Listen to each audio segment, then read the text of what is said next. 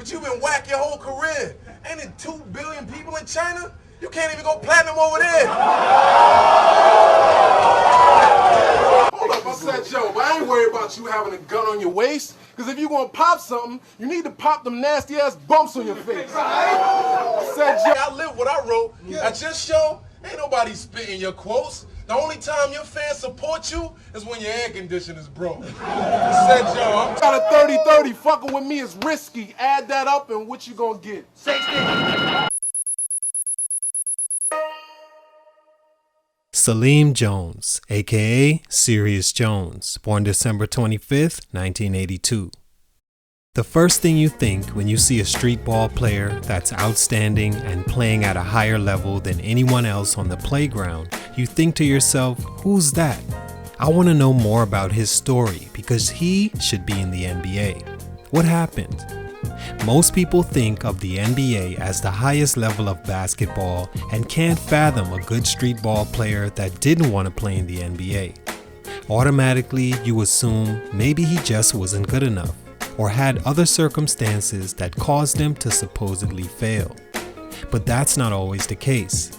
For most, even though they won't admit this, organized ball isn't for everyone. It takes a certain discipline and foundation to succeed at that game, and it also takes minimal amounts of mishaps to even be lucky enough to be considered for one of those limited positions. I see a guy like Hot Sauce and I think that's exactly what he was put here to do. I couldn't imagine him in a quote, real game. I see Bone Collector and I think the same thing. There's only so often you get a Rafer Alston, and in this case, he's the one true street baller of my generation that I can remember to ever make the transition successfully. My point is, under the umbrella of basketball, there are many pieces of metal that hold it together. I see battle rap and rap in the same way. The problem is, when you see a battle rapper that manages to stand out, you then want and even expect him to take it to the highest level and seamlessly transition into making chart-topping songs. And as we'll see in today's feature, that's just not the case, ever. Serius Jones in the early 2000s was one of those guys you thought may just have a shot.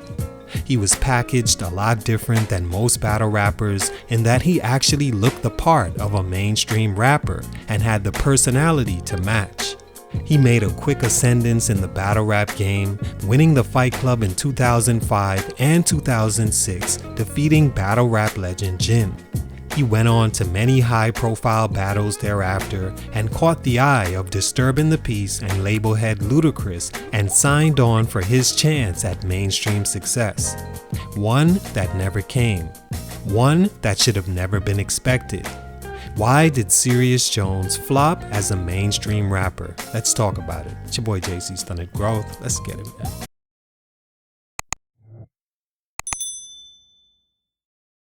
No, that's actually where I got the name Sirius from. Sirius is the name of the brightest star in the sky. Serius Jones is from Plainfield, New Jersey and began battle rapping in 2005. He won back-to-back Fight Club championships using his unique, slowed down and often comedic wordplay to turn crowds on rappers, psychologically defeating them over time that by the end of the battle, there's no choice but to hand him the victory. His best display of this was battling Jin at Fight Club and completely dismantling him mentally to the point you could see and hear the defeat in every line from Jin by the final round. But this was right up Jones's alley. A block comedian that mastered the art of clowning on someone and took that to the battle rap stage. It was perfect. But then, as they all do, he tried his hand at mainstream and things were never the same. Stunt number 1, signing to Disturbing the Peace. At this point, it could sound like a broken record talking about artists under Ludacris and Disturbing the Peace that haven't materialized their talent. And that might be part of a bigger issue of artists signing under another artist when said artist is still in his or her prime trying to establish themselves further. It's the one thing I'd never advise a young artist to do. Serius Jones signing to Ludacris was the perfect example. It was also before we had examples like these to give us understanding. After winning another Fight Club, Serius Jones signed to DTP in 2006 and joined a plethora of artists on the label looking for a release date. By 2006, Luda had established himself in hip-hop and arguably at the peak of his career when he released the two-time Grammy Award-winning for Best Rap Album and Rap Song Release Therapy. Ludacris was also gearing up for his run at television and movies, so signing to him was not going to be the most supportive at the time.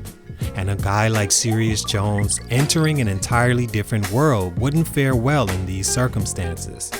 Another issue with him signing where he did reminds me of the same issue an artist like Vado encountered when he left the wings of Cameron to sign with a Southern Rand label like We The Best and DJ Khaled. It was set up to fail.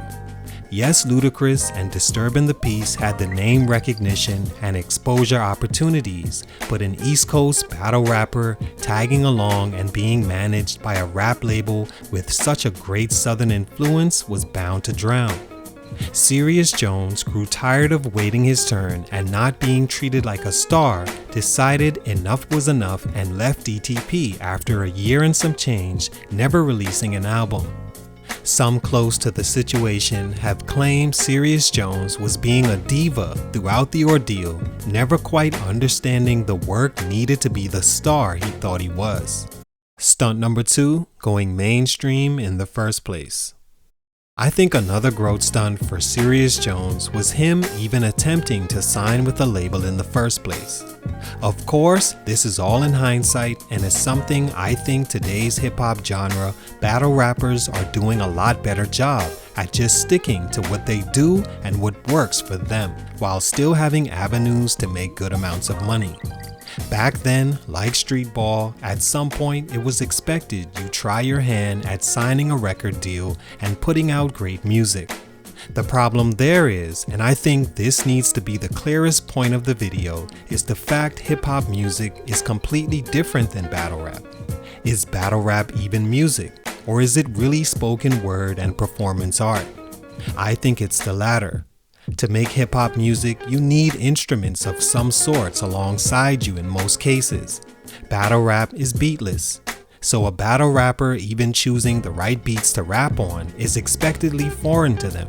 So many of them attempt that transition choosing poor beats that don't help them make an impact.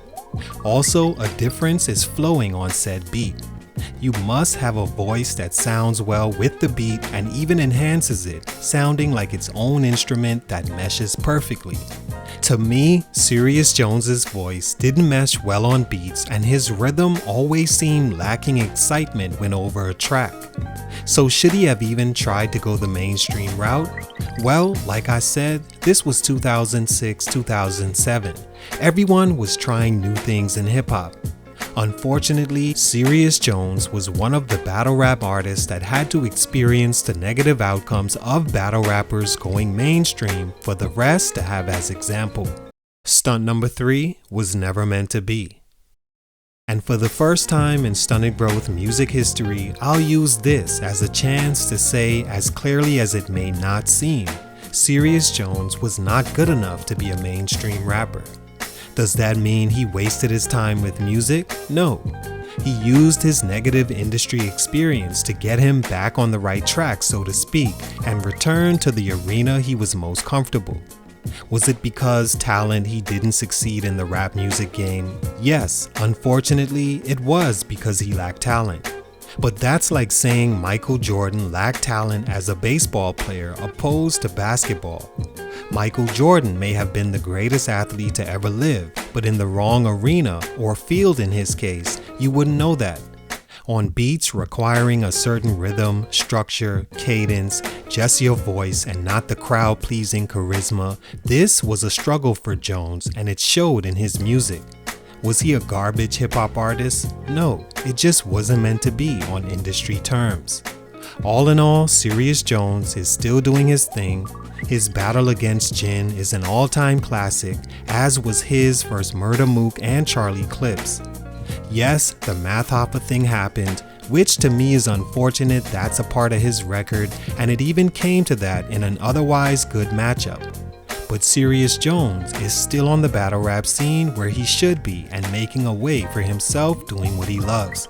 Salute to him, much respect, but for these reasons, as a music artist, his growth was stunted. It's your boy JC Stunted Growth, and I'm out. For rap, it's a rap for rap.